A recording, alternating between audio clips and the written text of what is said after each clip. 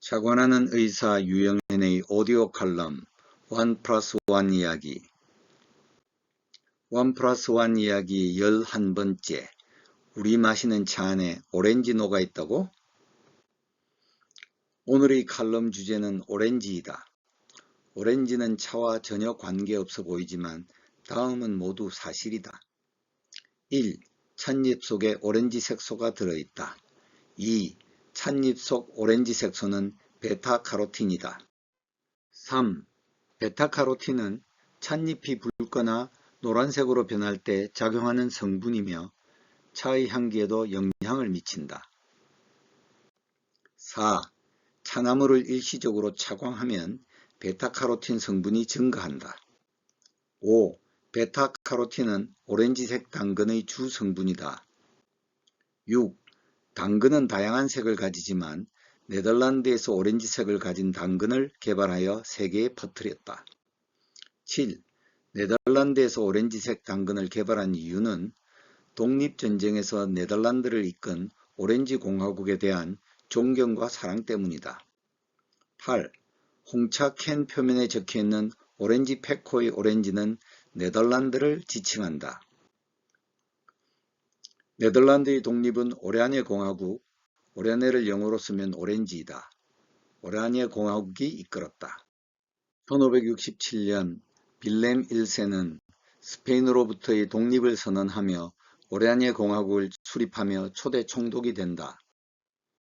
빌렘 1세의 사후에도 총독은 종종 오레아네 가문에서 나온다. 독립전쟁은 승리하기도 하고 패배하기도 하며 계속되었다. 결정적인 전기는 1600년과 1607년 전투에서의 승리였고 상당 기간의 휴전 기간이 따른다. 독립전쟁이 치러지는 동안 네덜란드는 1602년 출범한 동인도 회사의 아시아 무역을 통하여 세계 무역의 강자로 떠올랐다. 1620년에 전쟁은 재개되었고 우여곡절 끝에 네덜란드는 80년 동안 이어진 전쟁에서 최종 승리하며 독립을 쟁취한다. 웨스트팔렌 조약이 수립된 1648년에 네덜란드는 독립국으로 인정된다. 독립전쟁 이후 오레아네 가문과 반오레아네파의 갈등으로 네덜란드는 내분을 겪으며 분열을 거듭한다. 그래도 오랫동안 오레아네 공화국을 유지하였다. 1688년 영국이 제임스 2세를 쫓아내고 명예혁명을 이룰 때 오레아네 공화국 빌름 3세, 영국 이름 윌리엄 3세는 영국을 다스리는 위치를 차지하는 등 독립국 네덜란드는 꽤 오래 강대국으로 군림한다. 그러나 18세기 들어 네덜란드 입장은 추락한다.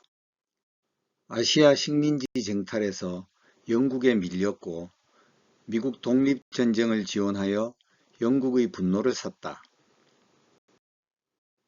프랑스 혁명 이후에는 프랑스의 침공을 받고 빌럼 5세가 추방되며 네덜란드 오레아네 공화국 역사는 종지부를 찍는다. 나폴레옹 이후 오라네 나소 가문은 왕위를 세습하는 오레아네 나소 왕국 입헌 군주제로 복귀한다.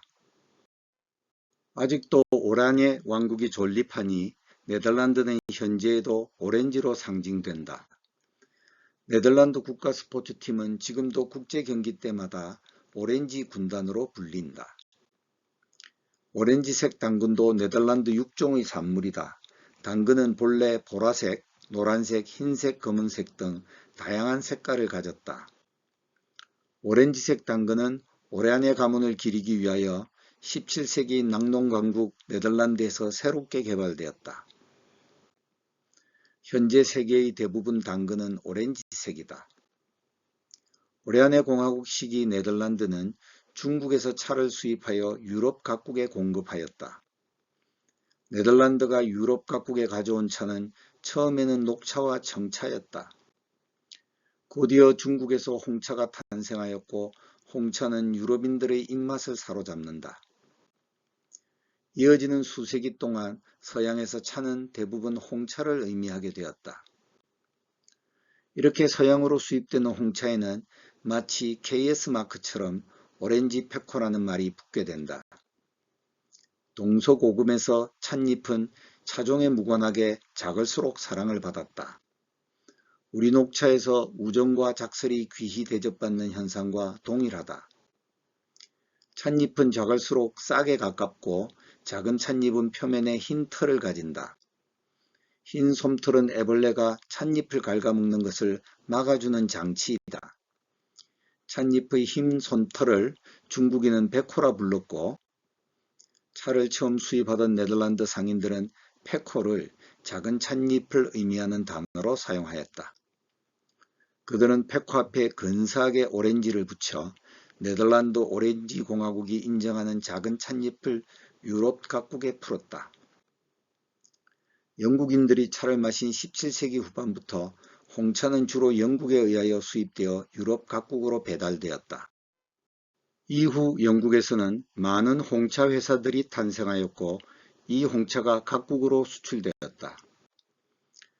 포트넘 앤 메이슨 혹은 트와이닝 같은 홍차 회사들이 판매하는 홍차 캔에도 작은 찻잎으로 제작되었다는 선전 문구는 여전히 오렌지 페코이다. 이제는 더 이상 오렌지 공화국이 보장하는 찻잎은 아니더라도 오렌지 페코는 작고 질이 좋은 찻잎을 의미한다.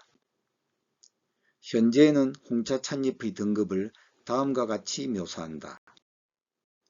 가지의 가장 끝부분으로 찻잎이 펴지기 전의 상태를 팁, 플라워리 오렌지 페코 FOP,